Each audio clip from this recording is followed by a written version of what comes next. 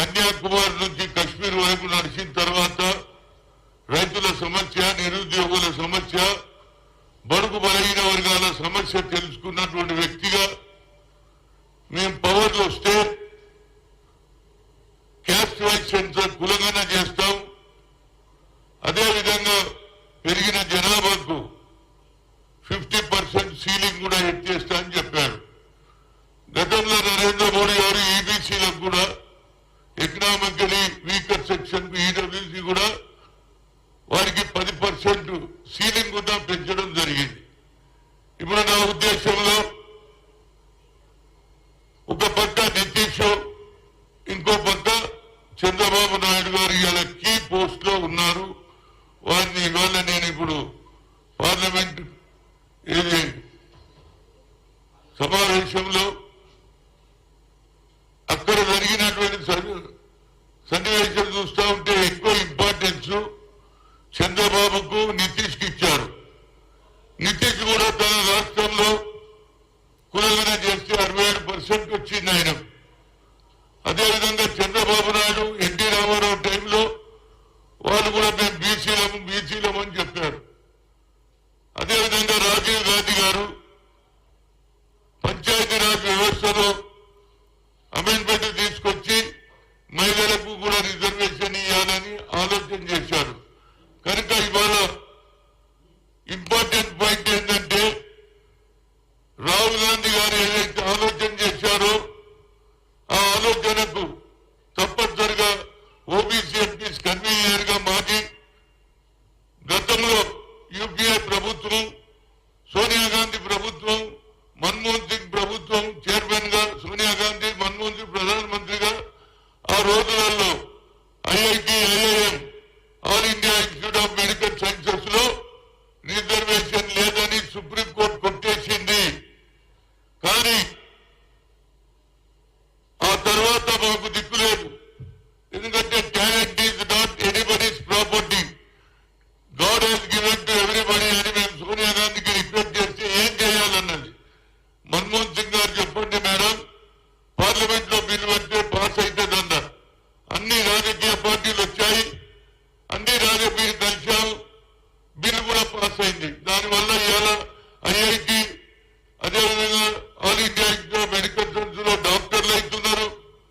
అదేవిధంగా ఐఐటీలో చదివినటువంటి పాస్ అయి ఉద్యోగాలలో 1,40,000, 1,50,000 సంపాదిస్తున్నారు. అదేవిధంగా ఇవాళ సమయం ఆసన్నమైంది. ఎన్నో రోజుల నుంచి తపన పడుతున్నాం. 1993లో మండల్ కమిషన్ వచ్చింది, కానీ ఇప్పటి వరకు 27% మేము దాటలేము, కాదు డబుల్ డిజిటే దాటలేము. దానికి రాహుల్ గాంధీ గారు కూడా ఆనాడు ఉన్నటువంటి మీరా కుమారి స్పీకర్ కు చెప్పి సెపరేట్ చేశాం. Parliament committee for OBC, parliament committee for SC, parliament committee for ST చేశాం. అప్పుడు మాకు లెక్కలు తెలిసినాయి. కనుక ఇవాళ నితీష్ గాని, అదేవిధంగా చంద్రబాబు నాయుడు ఇప్పటికీ ఎన్టీ రామారావు గురించి చెప్తాం, ఎన్టీ రామారావు గురించి మాట్లాడతారు. కాబట్టి ఆయన ఆలోచన కూడా రాజీవ్ గాంధీ ఏ ఆలోచన ఉందో అదే ఆలోచనలో ఆయన కూడా ఉండే తప్పనిసరిగా క్యాస్ట్ వైజ్ సెన్సర్ చేయాలి. అప్పుడే మాకు సరి అయిన న్యాయం. ఎందుకంటే రాజీవ్ గాంధీ పంచాయతీరాజ్ బిల్లు తీసుకొచ్చి మహిళలకు ఎక్కువ అవకాశాలు ఇవ్వాలనే ఆలోచన కలిగింది. అదే ఆలోచనను ఇవాళ రాహుల్ గాంధీ గారు కూడా ఈ కార్యక్రమం చేపట్టారు. ఆయన పవర్లు వస్తే ఇచ్చేదారి యుక్తి భాగీదారి అన్నాడు. కాబట్టి అట్లీస్ట్ క్యాస్ట్ వైజ్ సెన్సర్ అన్ని రాష్ట్రాలలో జరగాలి. నరేంద్ర మోడీ గారు ప్రధానమంత్రిగా నీకు లెటర్ కూడా ఇస్తాను, అన్ని రాష్ట్రాలలో జరిగితే మాకు న్యాయం జరుగుతుంది. కొన్ని సంవత్సరాలైనా స్వాతంత్రం వచ్చి 70 ఏళ్ళు అయిపోయినాక కూడా ఇవాళ బీసీలకు న్యాయం జరుగుతలేదు. కనుక క్యాస్ట్ వైజ్ సెన్సర్ చేసి సరి అయిన న్యాయం చేయాలనేది నా ఉద్దేశం.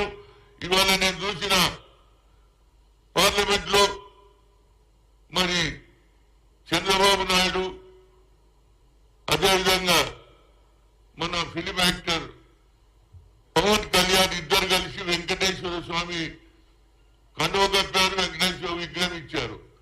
ఇదే ప్రధానమంత్రి ఏమన్నాడు, బయటకు వచ్చి తప్పనిసరిగా స్పెషల్ స్టేటస్ ఇస్తా అన్నాడు. ఆ